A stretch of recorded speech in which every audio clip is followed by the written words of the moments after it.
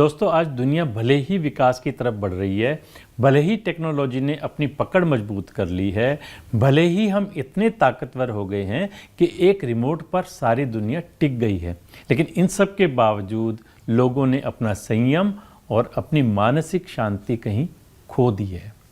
आज के समय में लोग टेंशन, डिप्रेशन जैसी बीमारियों से घिरने लगे हैं, जिससे निजात पाने के लिए अब लोग पारंपरिक तरीके अपना रहे हैं।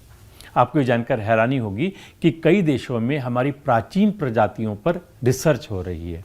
उनका लाइफस्टाइल और उनके खान पान को जानने के लिए उन्हें विदेशों में बुलाया जा रहा है। इस कड़ी में हमारे देश की घुमंतू जातियों को जर्मनी बुलाया गया है, जो वहाँ जाकर लोगों को खुश रहने के हुनर सिखाएंगे।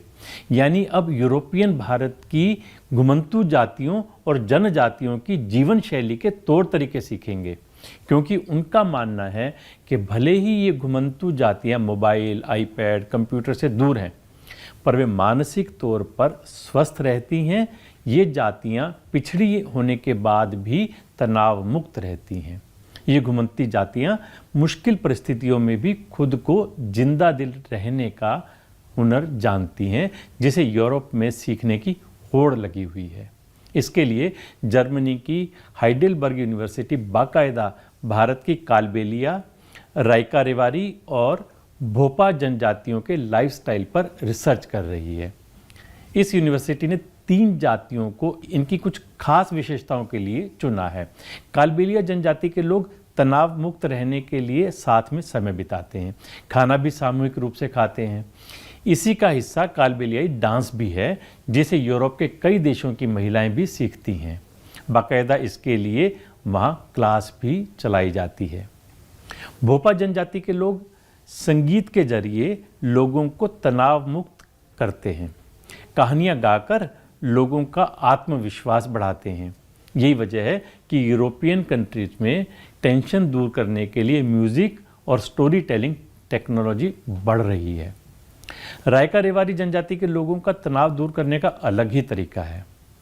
इनकी संगत बैठती है और ये लोग एक सुर में गाते हैं, जिससे मानसिक शांति मिलती है।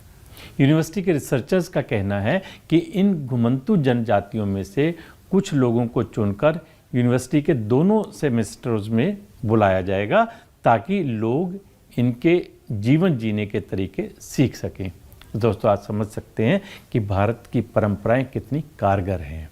इसका जीता जागता एक उदाहरण रामायण काल में भी मिलता है, जब लक्ष्मण मूर्छा के समय उनका उपचार संजीवनी बूटी से किया जाता है।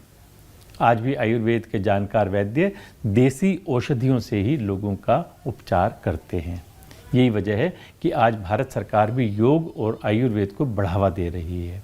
इससे तो ये साफ है कि हम कितनी ही एडवांस क्यों ना हो जाएं, लेकिन हमें अपनी परंपराओं को, अपनी जड़ों को कभी नहीं छोड़ना चाहिए।